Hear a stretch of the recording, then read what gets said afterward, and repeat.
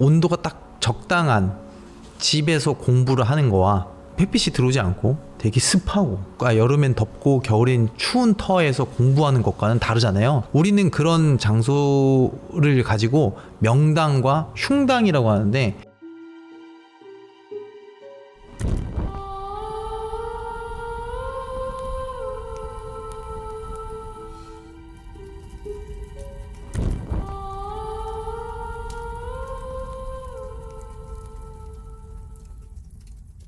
두 번째 사연자분 한번 만나보도록 할게요.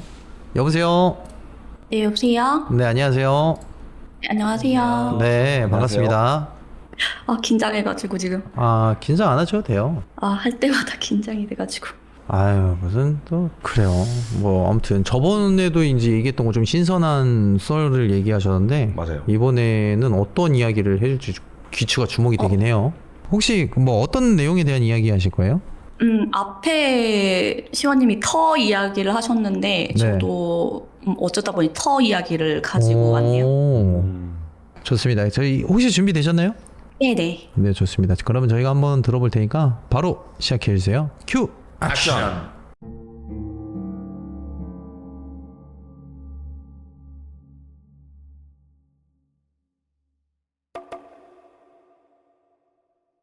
이건 제가 초등학교 시절에 있었던 일입니다. 저희 가족은 그때 시외곽의 동네로 이사를 가게 됐어요. 시외곽이라고 해도 아주 어릴 때 살았던 동네라서 익숙했지만 또 낯설기도 한 곳이었습니다. 그 동네를 이사를 하면서 부모님이 운영하시던 공장도 근처로 이전하게 되었어요. 공장들이 위치한 동네의 부지 중 허허벌판으로 남아있는 장소 한 곳을 임대하셨습니다. 풀 한 폭이 자라지 않는 허허벌판. 제 눈에 공장 주변의 이미지는 마치 서부 사막 같은 느낌이었어요. 200평 정도 되는 공장엔 정사각형 형태의 검은 천막 창고와 2층으로 된 컨테이너가 있었고, 마당은 꽤 넓었습니다. 마당의 제일 안쪽엔 닭장이 있었어요. 그때 제가 초등학교 앞에서 팔던 병아리 3마리를 사와서 집 베란다에서 키우고 있었는데, 거의 다 자라버린 수탉들을 이제 공장에서 키워한다며 부모님이 닭장을 마련해 주셨던 건데요. 그 김에 암탉들도 몇 마리 같이 사서 넣어주셨어요. 그런데 좀 이상했습니다. 암탉들이 며칠 사이에 계속 죽어나가는 거예요. 부모님은 닭이 스트레스를 받았거나 다른 산짐승들의 공격 때문에 죽은 거라고 생각하고 죽은 암탉의 수만큼 다시 닭을 채워 넣어주셨어요. 하지만 닭들은 이유 없이 계속 죽어나갔습니다. 여름쯤 유기견으로 동네를 떠돌던 강아지를 키우게 되었는데 일주일 만에 근처 공장에서 키우던 맹견에게 목을 물어뜯겨 죽고 말았습니다. 평소 사람들에게도 공격적인 개로 동네에선 유명했어요. 보통 쇠목줄로 단단히 묶어서 철장 캔넬에서 키우던 개였는데 대체 어떻게 목줄까지 풀려서 뛰쳐나왔고 왜 하필 저희 개를 물어 죽인 건지 어린 마음에 원망이 생기더라고요. 하지만 얼마 뒤 그 맹견도 다시는 보이지 않았습니다. 강아지가 죽고 며칠 후 저희 공장과 맞닿아 있는 이웃 공장의 아저씨가 지나가다가 마당에 있던 저희 수탉을 때렸고 닭이 그 자리에서 픽 쓰러져 죽어버렸습니다.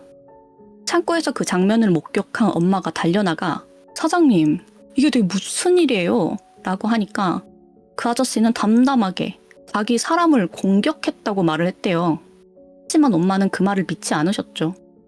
사실 그 아저씨가 저희 닭을 이유 없이 공격했던 게 그때가 처음이 아니었거든요. 일전에도 지나가다가 심심하다고 근처에 있던 돌을 던져서 닭이 맞고 쓰러졌다가 용케 살아났던 일이 있었던 거죠. 하지만 이번엔 공장 구석에 놓여있던 삽을 들고 때리는 바람에 닭이 그냥 죽어버린 겁니다.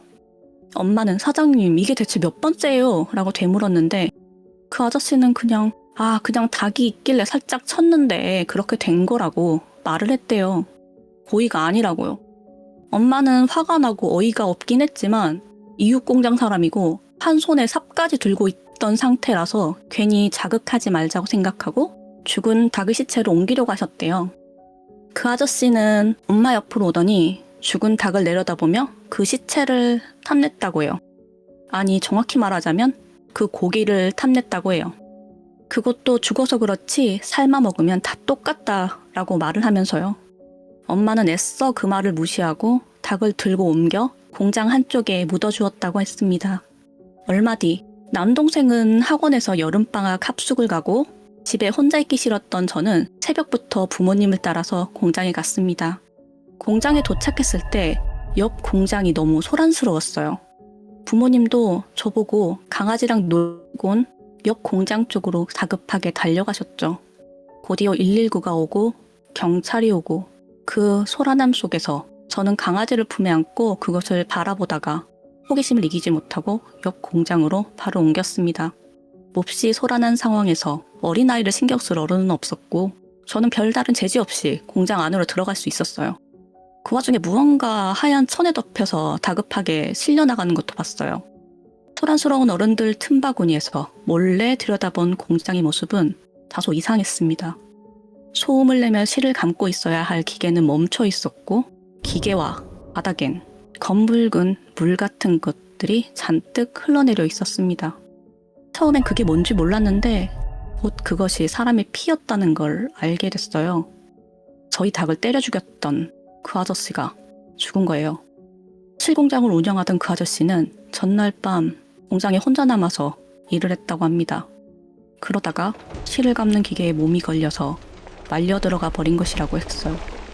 원래라면 실이 칭칭 감겨야 하는 커다란 실타래에 롤러 사이로 실과 함께 아저씨의 몸이 칭칭 감기며 말려 들어갔겠죠. 실은 감기면서 어느 정도 압착이 되는데 사람의 몸이 얇은 실과 함께 무쇠 롤러 사이에 눌리고 감기고 또 감기면 어떻게 될까요? 얇은 실들이 아저씨의 몸을 파고들고 눌려서 압착되고 압착되며 결국 피가 쥐어 짜진 듯 공장 바닥에 흘러내리고 있던 겁니다. 제가 본 건 바로 그것들이었습니다. 생전 처음 본 사람의 피는 드라마나 영화 속의 피처럼 탁하지 않았습니다. 노랗고 투명한 액체와 뒤섞인 피는 부분적으로는 검붉었지만 대부분 아주 맑은 새빨간색이었어요. 말로 표현할 수 없는 강렬한 그 색은 기억에서 쉽게 지워지지 않았습니다. 여전히 종종 꿈에서 초록색 공장 바닥에 흐르던 그 새빨간 피가 보일 때가 있어요. 어른들이 더 난리였던 것은 몸을 기계는 물론이고 실과 분리해야 했기 때문이에요. 저녁부터 시작해서 새벽까지 한참 돌아간 기계 때문에 엉망이 된 상태에서 분리하는 게 쉽진 않았을 테니까요. 어른들 말로는 엄청 처참했다고 합니다. 처음 발견한 분도 거의 기절할 지경이었다고 들었어요. 말 그대로 아비규환. 그 사이에서 저희 아빠의 얼굴도 고통이 일그러져 있었습니다. 그날은 일도 못하시고 바로 집으로 돌아왔어요. 아빠는 며칠 동안 술을 굉장히 많이 드시고 괴로워하셨어요. 알고 보니 사고가 나기 전날 저녁 그 아저씨가 아빠한테 함께 술을 마시자고 했는데 아빠가 거절했던 겁니다. 평소에 술을 마시자는 이야기도 안 하던 사람이었는데 이상하게 그날따라 먼저 찾아와서 술을 마시자고 했었대요. 아빠는 내가 왜 그때 그걸 거절했을까? 그때 거절하지 않고 함께 술을 마셨다면 그 사람은 죽지 않았을지도 모른다며 죄책감에 빠져 계셨습니다. 그리고 그 뒤부터 아빠가 조금 이상해졌습니다. 자꾸 폭력적인 행동을 하면서 몸에서 피를 냈어요. 한 번은 엄마와 말다툼을 하다가 맨주먹으로 유리를 내리쳤고 손에서 피가 나자 그 피를 입으로 쪽쪽 빨다가 엄마의 얼굴에 퇴 하고 뱉었는데 그때 엄마가 마주한 아빠의 눈은 뭔가 충혈된 것 이상으로 시뻘겠다고 합니다. 며칠 뒤엔 집으로 돌아오던 엘리베이터에서 갑자기 화를 내면서 차 열쇠를 들고 엄마의 목을 공격하려고 했고 엄마와 격렬하게 몸싸움을 했다고 합니다. 그 와중에 열쇠에 손이 찢겨서 피가 나자 또 그 피를 입으로 빨아서는 사방에 뱉었다고 했어요. 어느 날 몸싸움을 하며 시끄럽게 집으로 들어온 엄마와 아빠의 얼굴엔 핏방울이 튀어있기도 했습니다. 또 어느 날은 아빠가 집안의 물건을 던지며 엄마를 공격하기도 했어요. 그때 저는 그것이 단순한 공격이 아닌 진짜 살의라는 걸 느꼈습니다. 아빠는 작거나 위협되지 않는 물건은 던지지 않고 오로지 무게가 나가는 묵직한 쇠붙이로 된 물건만 주워서 던지고 있었거든요. 쇠로 된 조공이 엄마 머리를 아슬아슬하게 스치고 욕실로 날아가 욕실 거울에 박히며 거울이 깨지는 소리가 들렸습니다. 엄마는 놀라서 그 자리에 주저앉아 버렸죠. 결국 제가 달려나가 엄마 앞을 막아섰습니다.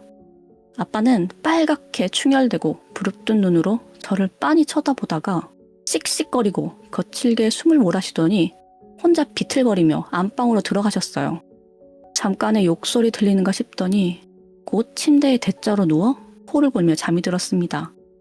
피말리던 그날 아빠는 술을 마신 것도 아니었어요. 놀랍게도 그런 일은 몇 번 더 반복됐지만 이상한 것은 아빠가 자기는 그런 행동을 하지 않았다며 폭력적인 행동을 한 것을 부인했던 거예요. 처음엔 우리들 보기 부끄럽고 미안해서 그렇게 말하는 줄 알았는데 아니었어요. 진담이었던 겁니다. 아빠는 자신의 행동을 기억하지 못했습니다. 엄마는 아빠의 눈을 마주했던 그 순간이 잊혀지지 않는다고 했어요. 시뻘겋게 충혈된 그 눈을 본 순간 온몸에 소름이 돋았고 그 장면을 꿈에서도 몇 번이나 다시 봤다고 했죠. 뭔가 큰일이 벌어지고 있다는 걸 직감적으로 느꼈다고 합니다. 그리고 사실 공장에서 사람이 죽은 게 제가 봤던 그 아저씨가 처음이 아니라는 걸 알게 됐어요. 비슷한 시기에 건너편 공장, 천을 감는 공장에서 또 다른 한 명이 비슷한 방식으로 죽었다는 겁니다. 실을 감는 기계, 천을 감는 기계. 종류는 달라도 사고가 난 형태는 비슷했습니다. 몸이 말려 들어가고 천에 칭칭 감겨 압착되고 피와 살이 눌려나가는 끔찍한 사고. 전혀 다른 공장에서 다른 사람에게 거의 똑같은 방식으로 벌어진 두 개의 죽음. 그리고 그 두 사람 모두 부모님이 잘 알고 지내던 사람들이었습니다. 처음엔 우연이라 생각했지만 정말 이런 죽음과 사건 사고들이 그저 우연일 수 있을까요? 근처 공장의 사람들은 쉬쉬했지만 엄마는 분명 뭔가 이상한 일이 반복되고 있다는 것 같다는 기분이 들었다고 합니다. 닭들도 계속 죽어나가고 있고 강아지도 죽은 상황이었으니까요. 엄마가 주변을 수소문한 끝에 공장 근처 식당 이모님으로부터 무당을 소개받게 되었어요. 엄마는 무당에게 공장을 이전하고부터 아빠의 행동이 이상해졌다는 이야기를 했다고 합니다. 엄마의 이야기를 가만히 듣던 무당은 직접 공장으로 가봐야 할 것 같다고 했고 당장 공장을 방문했다고 해요. 그리고 공장을 살피더니 공장에서 피 냄새가 난다고, 피 냄새가 나는 터라고, 정말 위험한 곳이라고 말을 꺼냈다고 합니다. 사실 공장에서 5분 거리에는 큰 교도소도 있었고 정신병원도 있었습니다. 옛날엔 천이 흘렀는데 그걸 덮었고 근처에 묘지들도 있었는데 다 밀어버린 걸 알았기에 그렇게 좋은 기운이 있는 곳은 아니라는 생각은 하고 있었지만 피냄새가 나는 위험한 터라는 말이 나올 것이라고는 생각도 못 하셨다고 해요. 그리고 사람들이나 동물들이 계속 죽어나가는 이유가 뭔지 알 것 같았다고요. 무당은 당연하게도 굿을 권했습니다. 굿이라도 하지 않으면 더 안 좋은 일들이 생길 수 있다는 말에 그것이 혹여나 가족들의 죽음이 아닐까 겁이 나서 굿 준비를 서둘렀다고 합니다. 정확하게 무슨 굿인지 이름은 기억나지 않으신데요. 다만 털을 달래는 느낌의 굿이었던 것 같다고 하셨어요. 굿을 하기로 했던 날 무당과 몇몇 사람들이 함께 왔는데 무당은 굿을 할 때도 공장 마당에 문을 닫고 엄한 사람들이 들어오지 않기를 바랬다고 합니다. 시간은 오후 5시쯤 음식을 준비하고 두어 시간 정도의 굿을 하던 중간에 무당은 마당에서 닭 한 마리를 잡고 여기저기 그 피를 뿌렸다고 합니다. 그런 무당의 행동이 어쩐지 아빠가 피를 빨고 뱉었던 모습 같아서 엄마는 너무 소름이 돋았다고 했습니다. 모든 게 끝나고 무당은 하긴 했는데 그냥 빨리 이사 가는 게 좋을 거야 라는 말을 했다고 합니다. 이 장소엔 오래 있어봤자 좋을 게 없어 라고요. 굿을 한 뒤에 별다른 일은 없었습니다. 아빠도 평상시의 모습으로 돌아왔습니다. 이게 굿 덕분인지 아니면 그냥 원래대로 될 때가 되어서 돌아온 것인지 알 순 없지만 그때 엄마는 걱정되던 마음이 조금은 사라졌었다고 했습니다. 그 후 4년을 버티던 부모님은 결국 공장을 옮겼습니다. 그 4년 사이에 공장에서 키우던 강아지 중 8마리가 더 죽어나갔고 키우던 닭들도 결국 모두 죽어나갔습니다. 마치 사람 대신 동물들이 대수대명을 치르는 것처럼 몇 개월마다 한 마리 또 한 마리, 그렇게 동물이 죽어나갈 때마다 엄마는 더욱 조바심이 났고 빨리 이전을 서두르려고 했지만 그때마다 큰일이 생겨서 옮기지 못했고 결국 4년 만에 힘들게 땅을 구해서 이전 준비를 하면서는 마음이 편해졌다고 했습니다.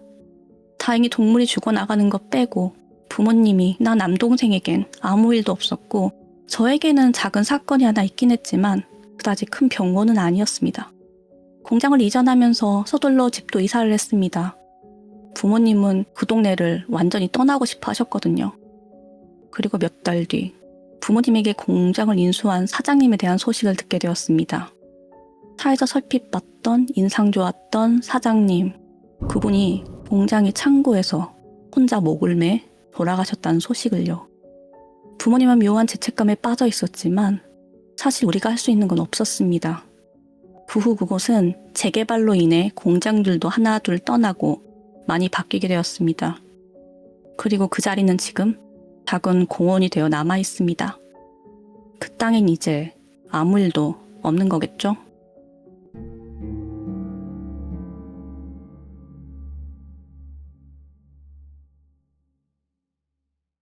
네, 이야기 잘 들었습니다. 잘 들었습니다. 신기하네. 진짜 터 있다니까요. 터 기운이 있어요. 아니, 형님, 전 궁금한 게 형님이 명당에 대해서 좀 얘기를 해줬었잖아요. 네. 그래서 또 이제 명당도 어쨌든 그것도 좋은 자리, 좋은 터라고 보는 게 맞죠? 그죠.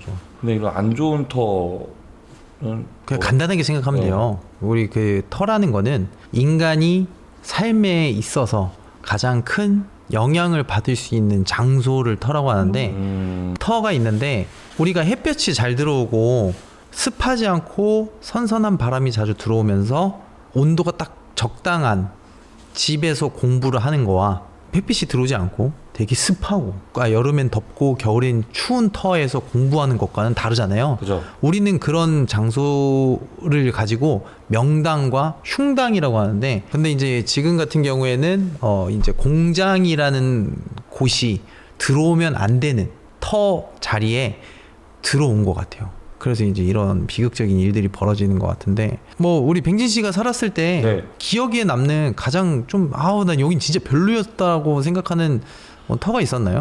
전 저희 어머니 아버지가 이제 찢어지게 된 그 장소 예전에 사연에 나왔던 빌라인데 최근에도 한번 방송 켜놓고 간 적이 있는데 잘 사람들 살고 있더라고요. 근데 뭐 외국인이 들어와서 살고 있다는 말도 있고 거기가 그냥 어렸을 때 그 이미지가 남아 있어서 그런지 모르겠는데 가는데도 그냥 털 쏘고 막 소름 돋고 그러더라고요. 한번 가보셨어요? 거기 장소 공원으로 조성된 곳? 저도 그렇고 부모님도 거기 가는 걸 싫어해서 안 가요, 그 동네를. 지금 사시는 데에서 좀 많이 멀어요? 지금은 저희가 이사하고 나서 뭐 잘 풀렸다고 하나? 그래서 시내 쪽으로 아예 옮겼기 때문에 다행이다. 가려고 해도 뭐 1시간이 넘게 걸려요. 아무튼 그 장사할 때도 그렇고 사업을 할 때도 이 터는 가장 중요한 건데 사업을 하는 터도 중요하지만 내가 그 사업을 하기 위해서 지금 거주하고 있는 그 장소도 되게 중요해요. 우리나라가 특히 그런 쪽으로 많이 예민하게 생각하다 보니까 지금 얘기 들어보니까 어머니 아버지께서는 이제 풍수지리도 좀 읽으면서 다니실 것 같아요. 왜냐면 그때 일에 대한 트라우마가 되게 심하셔가지고 안 그렇습니까? 맞아요. 그러니까 이런 일들이 굉장히 흔히 일어나는 일들이 절대 아닌데 이게 사람들이 몇 명이 죽어나가는 거야. 이렇게 와. 사람이 죽어나가는 터에서는요 아무것도 하시면 안 돼요. 저도 이런 썰들이 많은데 좀 이제 번외로 좀 다른 쪽으로 얘기가 빠질까봐 이어가지는 못하겠지만 아무튼 만약에 이거를 제목을 짓는다고 하면 어떤 내용에 대한 제목이 될까요? 그냥 간단하게 피냄새가 나는 터나 죽음의 터 정도로 생각했었거든요. 죽음의 터, 피해 냄새가 난다. 좋은 거 생각났습니다. 어떤 거요? 흉터. 흉터. 네. 사람이 죽어나가니까 이거 네. 가만히 놔두면 안 된다. 그렇죠. 치료해야 되는 거. 그래서 그 후시딘이 저희가 되어서 그 공원을 한번 좀 네, 아무튼 그 공원 혹여라도 기억나시면은 우리 뱅진 씨한테 제보 한번 해주시면. 아, 네. 네네. 뭐 어딘지 알고는 있어가지고. 대구인가요? 대구? 네네. 대구 군만 알려드리면 저희 달성군에. 거긴 아마 폐공원이 돼 있지 않을까. 여기 아니요, 당직계 하나 있긴 있던데. 그렇구나. 폐공원은 아니고 옆에 지금 큰 아파트도 들어섰고 괜찮더라고요. 근데 거기는 계속 공원으로만 있었어요. 좋습니다. 아무튼 제보해 주시면 저희가 한번 체킹을 해보도록 네네. 할게요. 사연 너무 감사합니다, 보미님. 고맙습니다. 네. 네, 감사합니다. 감사합니다. 네. 자, 사연 신청은 방송국 홈 게시글에 링크를 통해 팬카페, 구글폼, 디스코드로 사연을 신청해 주신다면 언제든지 참가하실 수 있습니다.